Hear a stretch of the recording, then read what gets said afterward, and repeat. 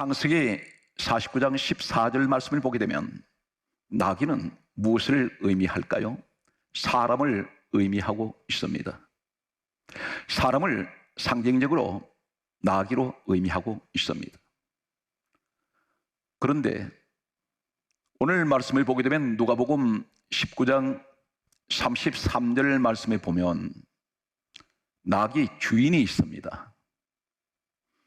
푸시는 순간 주인은 바꿔져 버립니다. 오늘 이 내용이 무엇을 말씀하고 있을까요? 성경 말씀은 이 나귀를 사람으로 의미한다면 나귀는 어떤 짐승입니까? 부정한 짐승입니다. 다시 말씀드려서 부정한 사람입니다. 부정한 죄인을 의미하고 있습니다.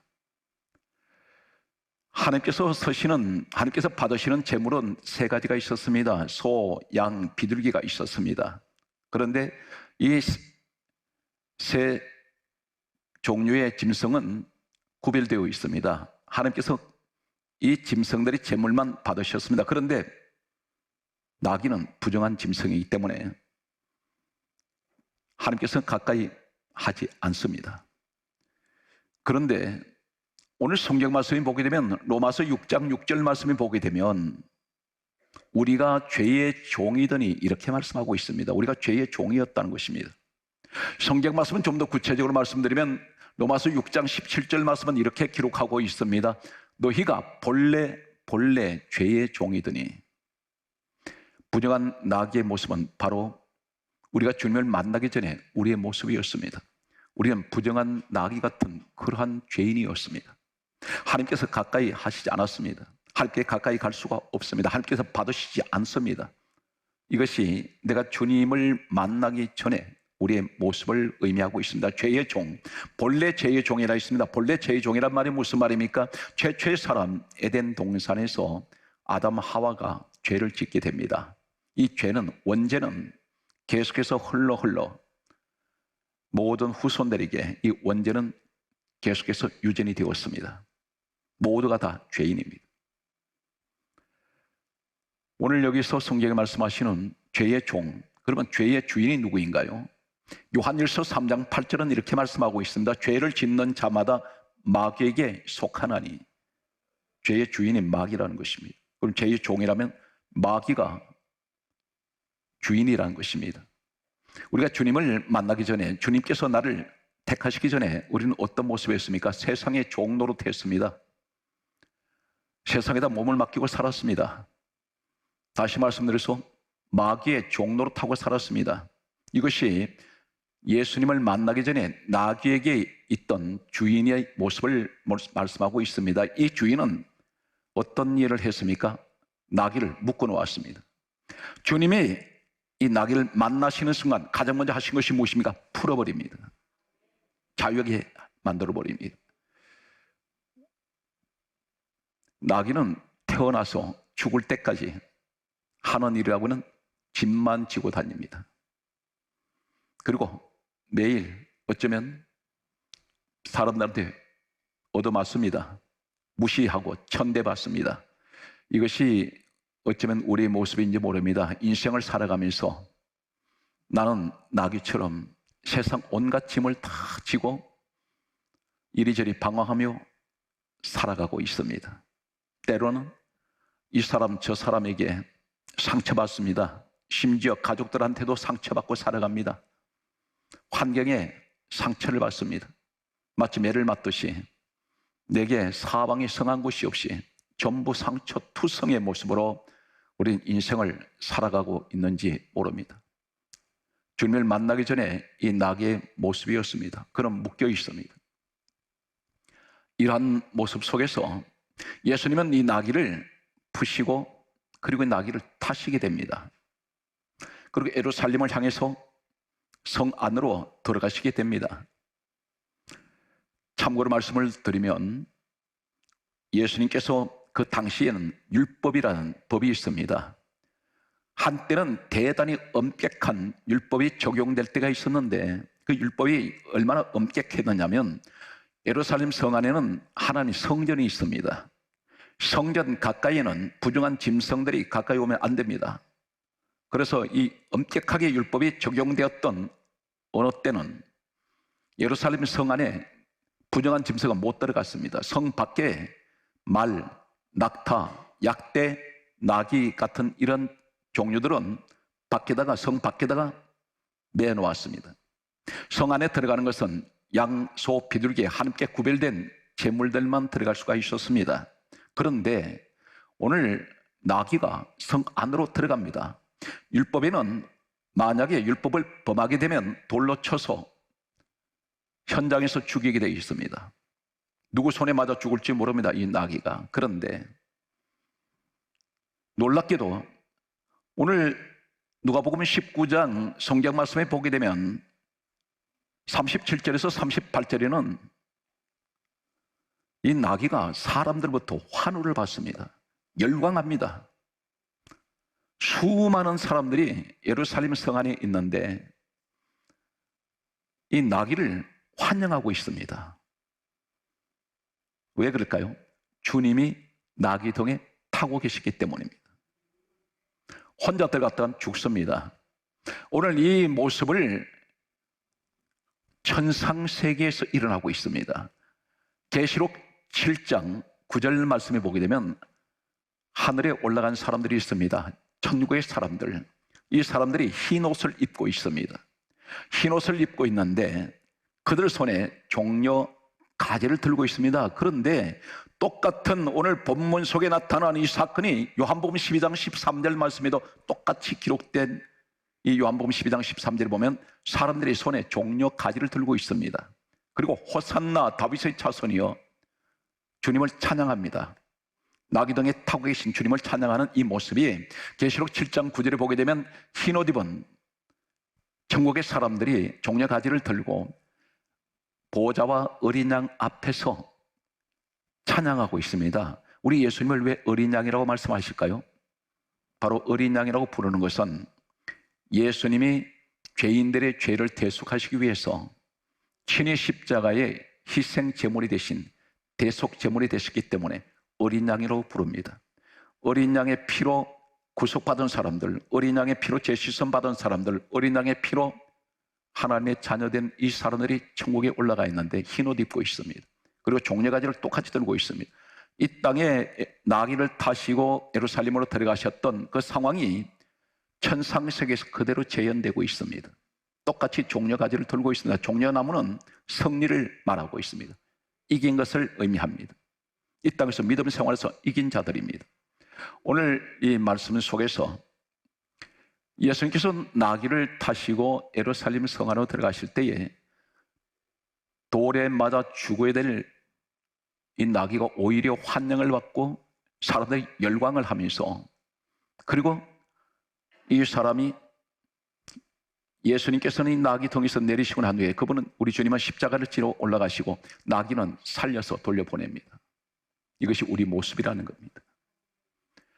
예수님께서 왜 죽으셨습니까? 성경 말씀은 이렇게 기록하고 있습니다. 고린도후서 5장 14절에 말씀하시기를 대신 죽으셨다 있습니다. 누구 때문에? 내 죄 때문에. 우리는 나귀 같은 인생을 살아왔습니다. 부정한 한때의 죄인의 모습이었습니다. 신약 성경 헬라어 원문에 보게 되면 오늘 성경이 말씀하시는 풀어, 이 말씀을 리오입니다. 리오라는 이 단어가 어떤 단어를 사용하고 있냐면 단순하게 풀다, 이 의미가 어떤 의미를 가지고 있을까요?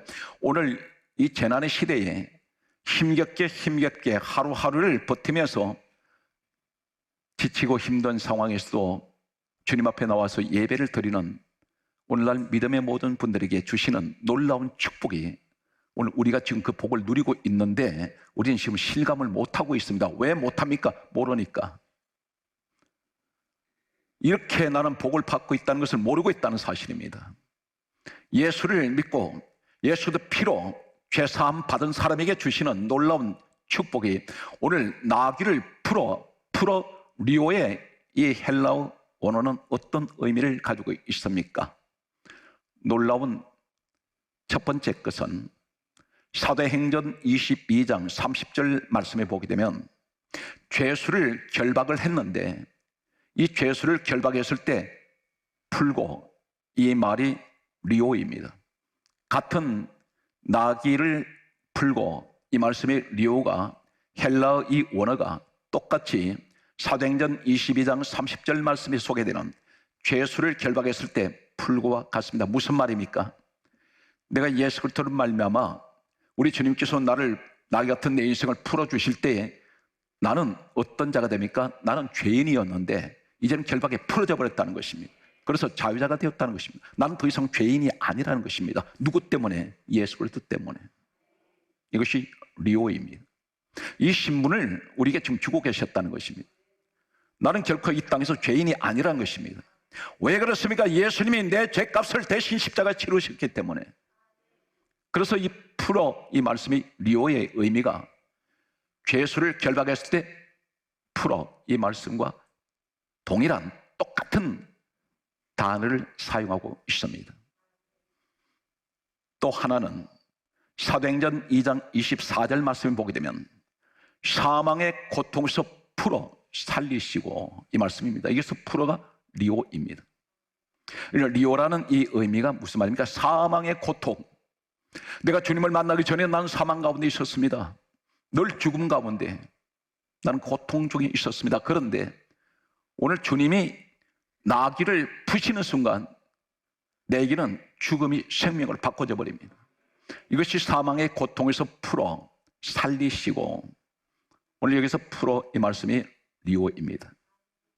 오늘 성경 말씀은 또 한 가지 보게 되면 성경 말씀은 이렇게 기록하고 있습니다. 마가복음 7장 35절 말씀을 보면 이렇게 말씀합니다.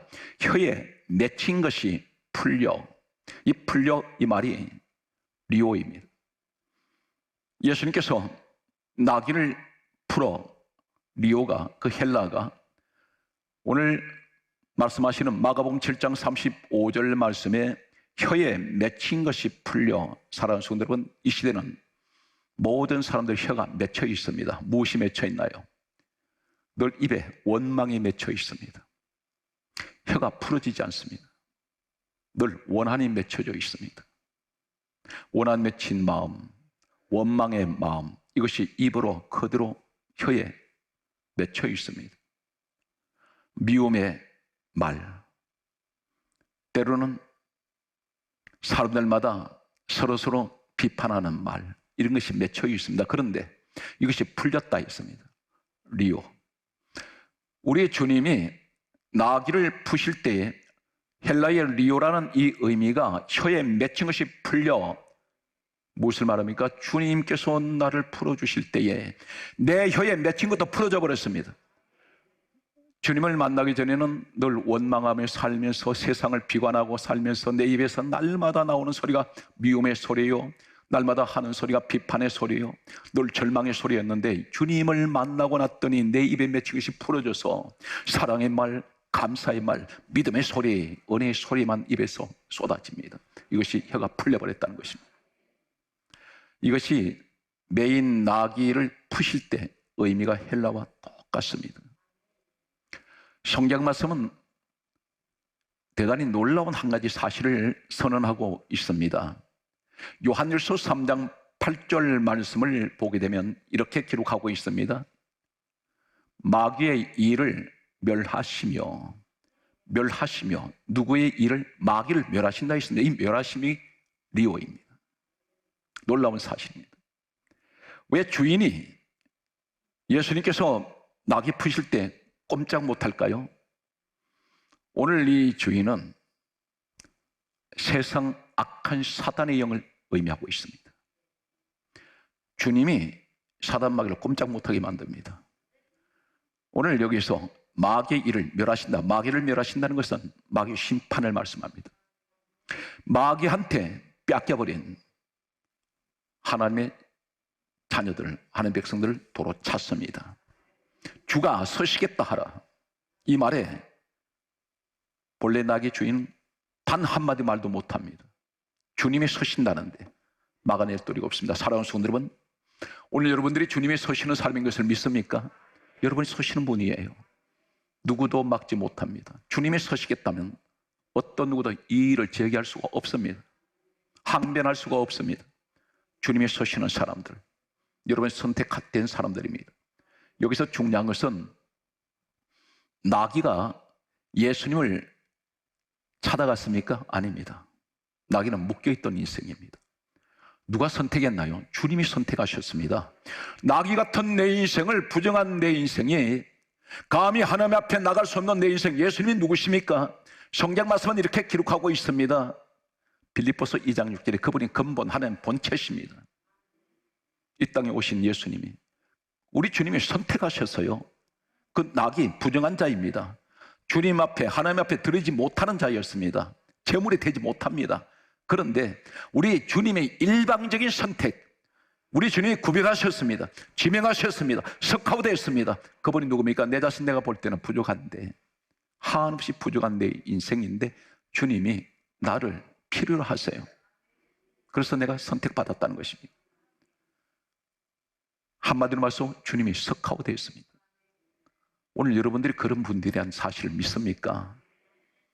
내 스스로가 주님을 택한 것 아닙니다. 내 스스로가 교회를 택한 것이 아니라 주님이 나를 기억하셨어요. 언제 주님이 나 보신 적이 있습니까? 하는데 예수님 그 동네 들어가 보시지 않았습니다.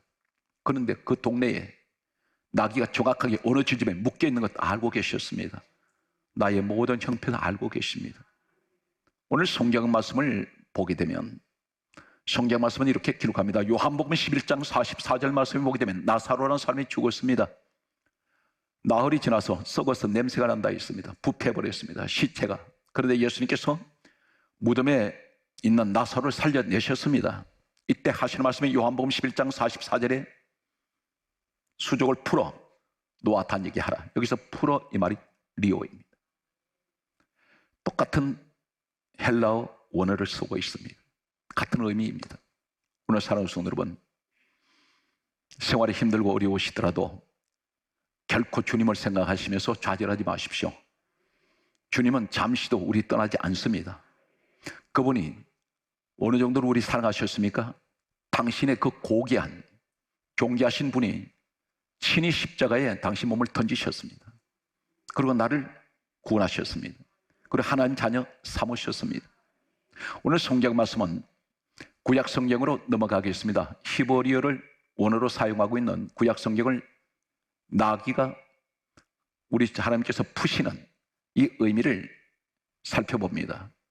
욥기서 39장 5절 말씀에 보게 되면 성경이 이렇게 기록하고 있습니다. 누가 나귀의 매인 것을 풀었느냐, 이렇게 말씀하고 있습니다. 이 말이 무슨 말입니까? 욥기서는 기록될 당시에는 예수님이 땅에 오시지 않았습니다. 욥기서에서 하는 누가 나귀의 매인 것을 풀었느냐, 누가 푸세요? 훗날에 이 땅에 오신 예수님이 푸셨습니다. 여기서 풀어, 이 말이 파타흐입니다. 히브리어 파타흐. 여러분은 참고만 하시면 좋겠습니다. 히브리어 원어에는 파타흐라는 이 의미가 어떤 의미를 가지고 있는지 아십니까? 놀랍게도 나귀를 풀었다. 히브리어의 파타흐는 에스겔 1장 2절에 하늘이 열리며, 열림에가 파타흐입니다. 무엇을 말합니까? 우리 주님이 풀어주시는 부정한 나귀 같은 내 인생에 하나님께서는 무엇을 말합니까? 나를 푸실 때 하늘이 열립니다. 하늘이 열리는 것은 왜 그렇습니까? 내가 하늘에 올라갈 사람입니다. 하늘의 축복이 우리에게 주어지고 있다는 것입니다. 이것이 보장되어 있습니다. 단 하나, 힘들고 어려워도 끝까지 믿음의 완주자가 되어야 됩니다. 끝까지 달려야 합니다. 오늘 반드시 여러분에게는 이 축복이 보장된 사람들입니다. 파타흐. 성경 말씀은 계속됩니다. 시편 102편 20절 말씀에 보게 되면 죽이기로 정한 자를 해방하사. 이 말이 무슨 말입니까? 우리가 주님 앞에 나오기 전에는 사망이 우리 기다리고 있습니다. 우린 지옥의 인생이었습니다. 주님께서 선택된, 오늘 나는 영생의 복을 받고 천국의 사람이 되었는데 그 이전에는 죽이기로 정한 자였습니다. 하나님 심판의 대상이었습니다. 예수밖에 있었습니다.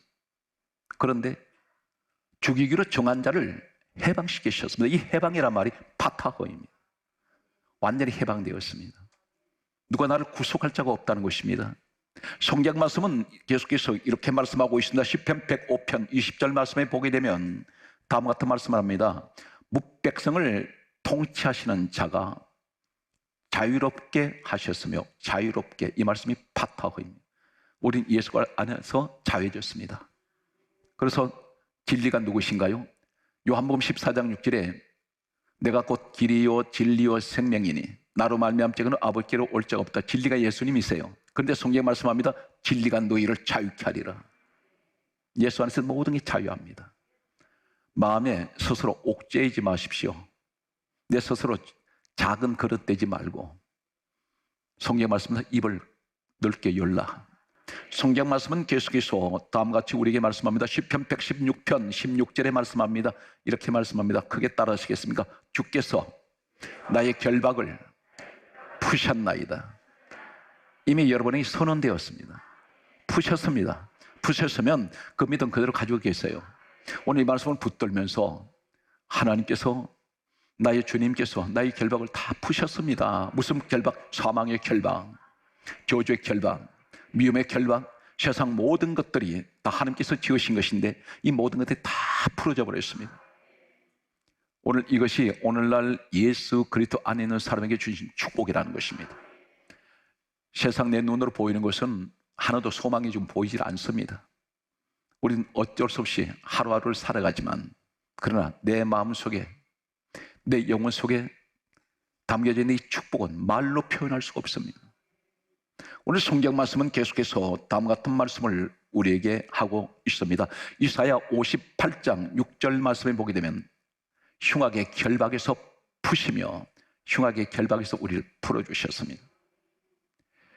오늘 파타흐라는 나귀가 메인 것을 푸신다는 이 파타흐, 이 히브리어 원어에서 유래된 한 또 단어가 있습니다. 페타흐라는 단어가 있습니다. 같은 나귀가 메인 것을 푸셨다는 같은 의미입니다. 그런데 이 페타흐라는 히브리어 원어는 또 어떤 의미를 가지고 있을까요? 나귀의 메인 것을 푸셨다. 푸시는 이 의미는 창세기 18장 1절에 문이라는 의미가 파타흐입니다. 입구입니다.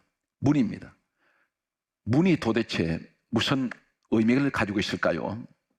성경 말씀은 잠시 신약으로 옮겨가면 요한복음 10장 7절 말씀을 보게 되면 예수님께서 이렇게 말씀하셨습니다.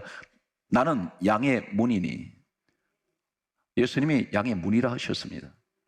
문의 의미가 어떤 것일까요? 계속되는 말씀을 보게 되면 요한복음 10장 9절에는 내가 문이다 이렇게 말씀하셨습니다. 사랑하는 성도 여러분, 이 문은 출입을 하는 곳입니다. 그런데 천국의 주인이 누구세요? 예수님이세요. 요한복음 14장 6절에 성경을 다시 언급합니다. 내가 곧 길이야. 내가 곧 진리고 내가 곧 생명인데 나로 말미암지 않고는 아버지께로 올 수 없다. 하나님 아버지 계신 천국 못 간다는 것입니다. 그분이 문이라는 것입니다. 그분을 통해서만 갈 수가 있습니다. 그래서 사도행전 4장 12절에 이렇게 말씀합니다. 다른 이로서는 구원을 받을 수 없나니 오직 천하 인간의 구원 얻을 만한 이름은 예수 외에는 주신 일이 없습니다. 그분만이 유일하게 우리의 문이 되신다는 것입니다. 말씀의 결론을 맺겠습니다. 가장 중요한 내용은 오늘 이 페타라는 이 단어가 문이라는 의미인데 어디에 사용되고 있을까요? 성경 말씀을 보게 되면 호세아 2장 15절에 보면 아골 골짜기를 소망의 문으로 삼아 이렇게 말씀합니다. 삼아 이 말이 페타어인데 아골 골짜기가 어떤 곳이었습니까? 예수님이 이 땅에 오시기 전 약 1400여 년 전에 여호수아 시대 때에 아골 골짜기에 아간이라는 사람이 하나님께 범죄했을 때에 일가족이 몰살당한 곳입니다. 돌로 쳐서 죽였던 자리가 그 자리입니다. 이 아골이란 말은 이 골짜기 그러면 지금도 유대인들에게는 어떤 이미지로 남아있냐면 그곳은 지옥 골짜기, 해골 골짜기, 해골만 잔뜩 사람 죽은 범죄함으로 얻어맞아 죽은 그곳에 잔뜩 뼈를 헤아릴 수 없는 수많은 뼈들이 그곳에 쌓여 있습니다. 그래서 이곳을 가리켜 일명 그들은 해골의 자리다 이렇게 말합니다. 지옥의 자리. 그런데 아굴 골짜기가 소망의 문이 되신다 했습니다. 소망의 문이 누구신가요? 바로 페타흐, 예수님이 소망의 문이라는 것입니다. 그 지옥 같은 해골 있는 골짜기가 예수님 십자가를 지십니다. 어디서 지셨나요? 오늘 아굴 골짜기 사건에서 약 1500년 가까이 흘러가면서 예수님께서 이 땅에 오신 후에 마지막 십자가를 지실 때가 골고다입니다. 그 골고다란 말이 무슨 말인지 아십니까? 해골이란 말입니다. 죄로 인해서 죽은 그 자리에 수많은 사람들이 죽은 산더미처럼 쌓여있는 뼈들이 있는 자리에 십자가 세워집니다. 그 자리가 바로 무엇입니까? 지옥 같은 현장에 해골이 있는 곳에 십자가 세워진 것은 그것이 구원의 문이요, 소망의 문이 되시는 우리 주님이 그곳에 십자가 지셨습니다. 오늘 이 시대가 어떤 시대입니까? 아굴 골짜기 같은 시대입니다. 골고다 같은 시대입니다. 사방의 죄로 인해서 수많은 사람들이 마치 뼈만 앙상하게 남아있는 바싹 말라버린, 은혜가 말랐습니다. 감사, 믿음, 사랑 다 말랐습니다. 이러한 곳에 주님의 십자가가 세워지는 것은 그것이 바로 소망의 문이라는 것입니다. 마지막 말씀의 결론이 디모데전서 1장 1절에 우리의 소망이신 그리스도 예수라 했습니다. 간곡하게 말씀드린 것은 절대 삶을 포기하지 마시고 어떤 시험이 오거나 실패를 경험한다 할지라도 주님은 그 경험을 통해서 반드시 성공의 자리 세우십니다. 마음이 아프고 힘들더라도 스스로 자가 치료할 수 있는 믿음의 사람이 되십시오. 주님이 도우십니다. 주님이 함께 하십니다. 우리가 지옥 같은 자리도 반드시 소망의 문이 되어주시는 우리 주 예수 그리스도의 크신 은총이 여러분께 늘 함께 하시기를 주 예수님으로 축복합니다.